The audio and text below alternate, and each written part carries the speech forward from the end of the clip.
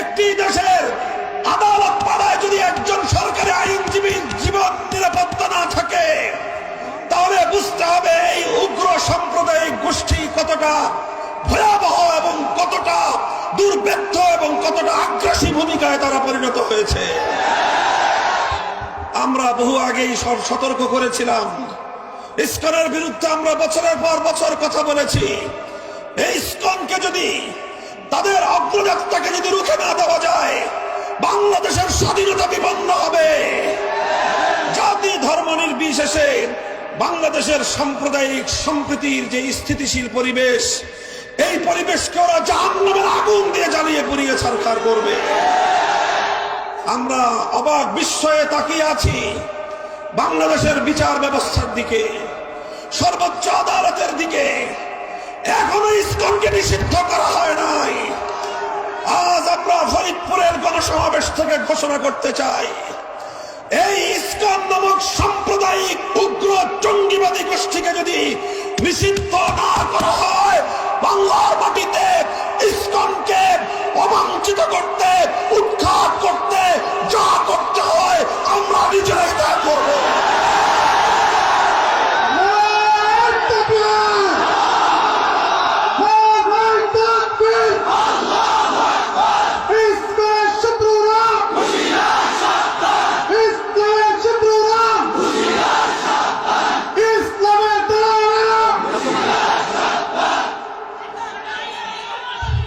সংগ্রামী সাথী ও বন্ধুগণ, আমরা আপনাদেরকে ধৈর্যশীলতার, সহনশীলতার আহ্বান জানাই।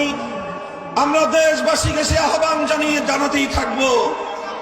আমরা স্পষ্টভাবে লক্ষ্য করছি, বিগত 15 বছর যাবৎ সকল ধরনের কূটনৈতিক শিষ্টাচারকে উপেক্ষা করে, এমনকি ন্যূনতম প্রতিবেশী সুলভ যে সাধারণ সভ্যতা, সাধারণ যে স্বাধীনতা, সেই সভ্যতাকে লঙ্ঘন করে পার্শ্ববর্তী দেশ হিসেবে বাংলাদেশের ভারত রাষ্ট্র বাংলাদেশের আভ্যন্তরীণ বিষয়ে নগ্নভাবে হস্তক্ষেপ করে চলেছে। 15 বছর পর্যন্ত বাংলাদেশের প্রতিটি জাতীয় নির্বাচনকে ভারতের প্রচ্ছন্ন মদদে শেখ হাসিনা জনগণের ভোটাধিকারকে হরণ করে নিয়েছে, ভোট ব্যবস্থাকে বাতিল করে দিয়েছে।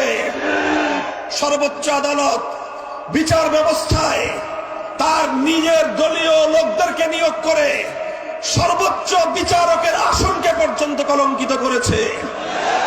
প্রধান বিচারপতির চেয়ারে বসে শেখ হাসিনার লেসপেন্সাররা তারা দলীয় নেতা কর্মীর মতো বক্তব্য দিত। শেখ হাসিনার ইশারা ছাড়া বাংলাদেশের প্রধান বিচারপতি পর্যন্ত কোন রায় দিত না, বিচার ব্যবস্থাকে ধ্বংস করে সেরেছিল। প্রশাসনকে দলীয়করণ করেছিল। প্রশাসনের সর্বোচ্চ জায়গা থেকে সর্বনিম্ন স্তর পর্যন্ত দলীয় ক্যাডারদেরকে নিয়োগ করে বাংলাদেশটাকে ফ্যাসিবাদী রাষ্ট্রে পরিণত করেছিল। আইন শৃঙ্খলা রক্ষাকারী বাহিনীর কথা কি বলবো?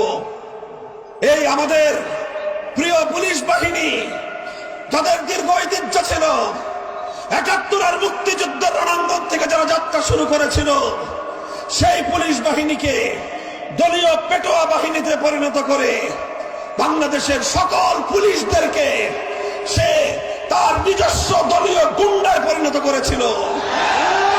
আর এভাবে আইন শৃঙ্খলা রক্ষাকারী বাহিনীকে জনগণের মুখোমুখি দাঁড় করিয়ে জনগণ এবং রাষ্ট্রের বিরুদ্ধে একটি যুদ্ধাঙ্গী পরিবেশ তৈরি করেছিল শেখ হাসিনা। আমি অবাক বিস্ময়ে চিন্তা করি যে একটি দেশের আভ্যন্তরীণ বিষয়ে একটি দেশের প্রধানমন্ত্রী হয়ে দেশকে এভাবে আত্মঘাতী ভাবে দেশকে ধ্বংসের দ্বার প্রান্তে কিভাবে একজন মানুষ পরিণত করতে পারে। তারপরে চিন্তা করে দেখলাম, শেখ হাসিনার রাজনীতি নিয়ে স্টাডি করলাম, আমার কাছে দিবালোকের ন্যায় পরিষ্কার হয়ে গেল শেখ হাসিনার রাজনীতি শুরু করেছিল বাংলাদেশকে ধ্বংস করার জন্য। 1975 সালে তার বাবা শেখ মুজিবুর রহমান সাহেব জাতির সঙ্গে 1970-এর জাতীয় নির্বাচনে যে ওয়াদা করেছিলেন, সেই ওয়াদা ভঙ্গ করে জনগণের গণতান্ত্রিক অধিকার হরণ করেছিলেন। কোরআন সুন্নাহ বিরোধী আইন তৈরি না করবার অঙ্গীকার করে তিনি ধর্মনিরপেক্ষতাবাদ নামক কুফরি সংবিধান চাপিয়ে দিয়ে ওয়াদা খেলাফি করেছিলেন, জাতির সঙ্গে গাদ্দারি করেছিলেন। 72 থেকে 75 সাল পর্যন্ত 30,000 মায়ের কোল খালি করেছেন, বাংলার 30,000 দামাল সন্তানকে হত্যা করেছিলেন। 1971 স্বাধীনতার পর সর্বপ্রথম ক্রস ফায়ারের নামে সিরাজ শিকদারকে হত্যা করে শেখ মুজিবুর রহমান সাহেব বাংলাদেশে খুন এবং গুমের রাজনীতির সূচনা করেছিলেন। আর এই সব কিছুর প্রায়শ্চিত্ত করতে হয়েছিল তাকে 75 সালের 15ই আগস্ট। কিন্তু আমরা দেখলাম 1975-এর 15ই আগস্টের এই হত্যাকাণ্ডের পর শেখ হাসিনা ঘোষণা করেছিলেন আন্তর্জাতিক গণমাধ্যমে, যেই জাতি যেই দেশ তার বাবা এবং তার পরিবারকে হত্যা করেছে তিনি সেই দেশের কাছ থেকে, সেই জাতির কাছ থেকে প্রতিশোধ গ্রহণ করবেন। সেই শুরু হলো শেখ হাসিনার প্রতিশোধের রাজনীতি। 1975 সালের 15ই আগস্ট থেকে 2024 সালের 5ই আগস্ট শেখ হাসিনার 50 বছরের রাজনীতি ছিল প্রতিশোধ গ্রহণের রাজনীতি। সে প্রতিশোধ নিয়েছে বাংলাদেশের কাছ থেকে, সে প্রতিশোধ নিয়েছে বাংলার জনগণের কাছ থেকে, সে প্রতিশোধ গ্রহণ করেছে বাংলাদেশের মানচিত্রের কাছ থেকে। সে এমন ভাবে প্রতিশোধ নিয়েছে, এমনকি বলতে বলতে কথা পর্যন্ত আমি বলতে বাধ্য, শেখ হাসিনা প্রতিশোধ নিয়েছে তার নিজের দল আওয়ামী লীগের কাছ থেকে। কিভাবে জনগণের কাছ থেকে প্রতিশোধ দিল দেখেন। ছোট্ট একটা তথ্য, আজকে বাংলাদেশের অনেকগুলো ব্যাংক, কতগুলো ব্যাংক, সংবাদ মাধ্যম এবং সাধারণ জনগণ যারা ব্যবসায়িক কাজে, ব্যক্তিগত কাজে ব্যাংকিং করতে হয়, আপনারা নিজেরাই ভুক্তভোগী। ব্যাংকগুলোতে গেলে 10,000 টাকার চেক পাস করবার সামর্থ্য নাই। কোটি টাকার ডিপোজিট আপনার, ব্যাংকে যাবেন, আপনাকে বলবে যে মাসে মাসে 50,000 টাকা করে নিয়ে যান। আপনি বলেন 1 কোটি টাকা যার ডিপোজিট, সে যদি প্রতি মাসে 50,000 টাকা করে নেয়, তার নাতিপুতিরাও এই টাকা ভোগ করে যেতে পারবে না। এই হলো দেশের ব্যাংকিং সেক্টরের অবস্থা। অর্থনীতির ভিত ধসিয়ে দিয়ে গোটা বাংলাদেশটাকে আক্ষরিক অর্থে তলাবিহীন ঝুড়িতে পরিণত করে গিয়েছে শেখ হাসিনা। কিভাবে করেছে? মেগা প্রজেক্টের নামে মেগা দুর্নীতি করেছে। 30,000 কোটি টাকার নামে পদ্মা সেতু করে 20,000 কোটি টাকা পাচার করেছে।